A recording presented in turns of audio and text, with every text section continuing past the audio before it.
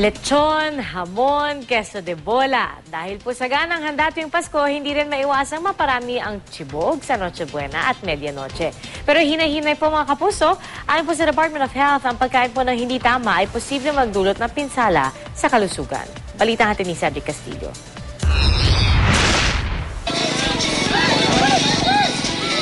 Sa bangketang ito sa Quezon City, nakaset up na ang tolda at full volume na ang mga speaker. Ang hinihintay na lang kung ano ang pagsasalu-saluhan sa Noche Buena. Pero sa paligid-ligid pa lang, napakarami ng pagpipilian. Nariyan ang ihaw-ihaw, pritong manok, street style, gulay na pansahog at syempre, karneng baboy. Samahan pa ng sariwang buko para di lang tubig ang panulak. Si Bochok, aminadong tuwing bisperas ng Pasko, labo-labo ang inilalaman sa tiyan. Lechon. Pero pag sa amin lang, mga manok lang, ngayon, pansit, spaghetti. Ano ba? Marami. Ang pangalan niyo, Bochok? Opo. Ngayong gabi? Bochog. Bochog talaga, sir. Ngayong gabi, Bochog. Bochog na. Samahan pa ng masayang pamilya at angkop na lagay ng panahon, mering-meri raw talaga ang sikmura. Pag gumawa malamig, ginagalang kumain. Kahit wala ng electric pan. Tipid na tipid man o sandamakmak na putahe ang handa. Hindi raw pwedeng palampasin ng marami ang bisperas ng Pasko nang hindi nabubusog. Bawal raw ang KJ at tablado muna ang diet. Kain lang ng kain kasi hindi nila makakain kinabukasan yan eh. Paminsan lang yan.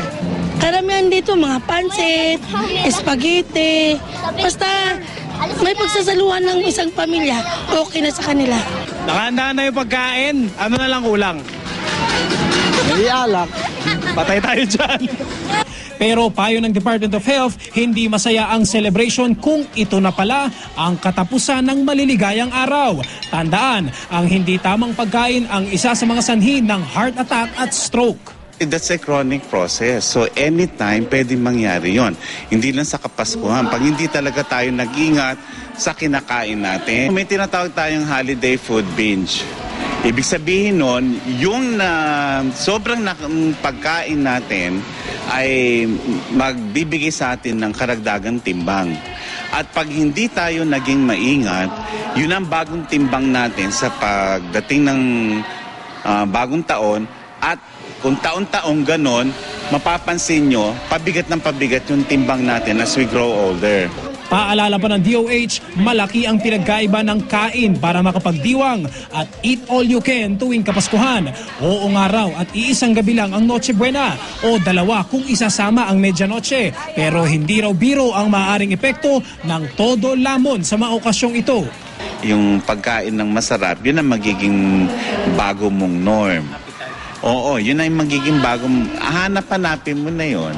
So, control lang. Ang rule of thumb, pumili ka na ng 2 o 3. Ngayon, huwag mong piliin yung parati mo nang nakakain sa pang-araw-araw.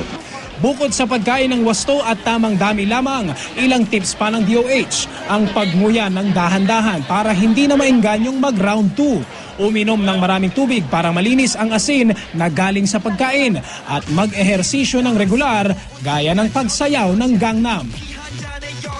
Cedric Castillo, GMA News.